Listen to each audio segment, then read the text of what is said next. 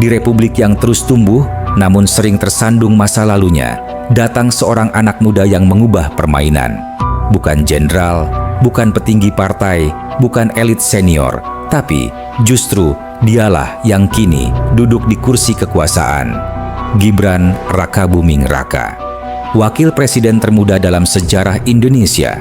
Sah, resmi, dan didukung suara rakyat. Tapi justru karena itulah, ia dibenci, ditakuti, dianggap ancaman. Pada 17 April 2025, di sebuah forum silaturahmi, sekelompok purnawirawan TNI berkumpul. Bukan untuk merayakan prestasi bangsa, tetapi untuk mengusulkan pemakzulan Gibran.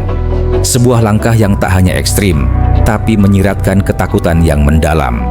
Mereka menamakan diri Forum Purnawirawan Prajurit TNI, membawa 8 tuntutan kepada Presiden Prabowo.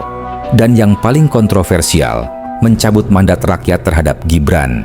Ditandatangani oleh 332 pensiunan perwira, dipimpin oleh ex-Danjen Kopassus, Sunarko. Tapi siapa yang mereka wakili? Rakyat? Bangsa? Ataukah barisan elit yang tak siap kalah? Gibran tak meminta kekuasaan, tapi ia menang karena dipilih. Dan kemenangan itulah yang membuka luka lama. Ia tak punya bintang di pundak, tapi ia punya sesuatu yang lebih kuat, kepercayaan generasi muda.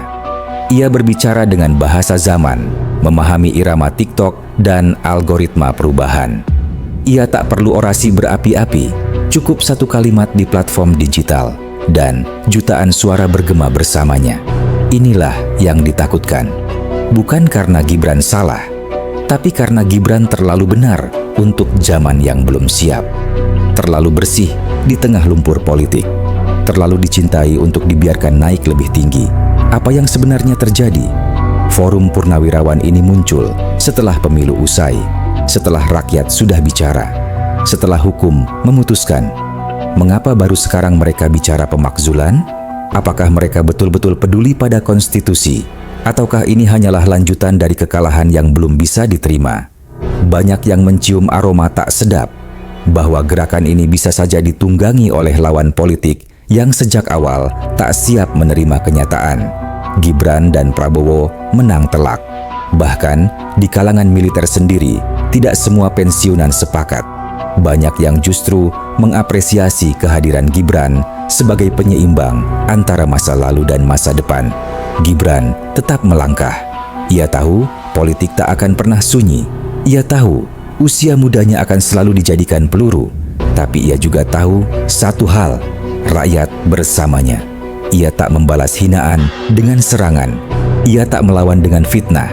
Ia menjawab dengan kerja, dengan langkah konkret, dengan kesederhanaan khas Solo yang tak dibuat-buat. Dan di balik sikap diamnya, ada kekuatan tenang yang justru membuat banyak orang gelisah. Gibran tak butuh berteriak untuk didengar. Ia hanya perlu terus ada, dan kekuasaan lama tahu masa depan sedang berjalan pelan-pelan ke arah kursi presiden 2029. Para purnawirawan ini bukan hanya bicara soal konstitusi. Mereka sedang menyatakan, kami tak siap kalau anak muda ini jadi presiden. Mereka melihat terlalu jauh, dan justru karena itulah mereka ingin menghentikan langkah itu sekarang. Karena jika dibiarkan, Gibran akan menguasai simpati rakyat. Ia akan menjadi suara anak muda, penggerak generasi digital, dan simbol politik baru yang tak lagi butuh restu dari Orde Lama. Mereka tahu 2029 bisa jadi milik Gibran, dan satu-satunya cara menghentikannya adalah sekarang, sebelum ia terlalu besar untuk dijatuhkan. Sejarah selalu punya dua sisi, mereka yang melawan perubahan dan mereka yang menjadi perubahan. Gibran tak datang membawa slogan, ia datang membawa harapan yang sederhana, bahwa anak muda tak boleh hanya jadi penonton. Dan kini, ketika lawan politik bersembunyi di balik seragam yang sudah dilipat, Gibran memilih tetap berjalan, bukan karena ia tak takut, tapi karena ia tahu masa depan hanya bisa diraih oleh mereka yang berani tetap berdiri saat ditembak dengan keraguan. Mereka melihat Gibran sebagai ancaman, tapi rakyat melihatnya sebagai harapan. Dan Seperti biasa, sejarah akan memilih siapa yang benar. Gibran tidak melawan para jenderal. Ia hanya melawan rasa takut mereka terhadap masa depan.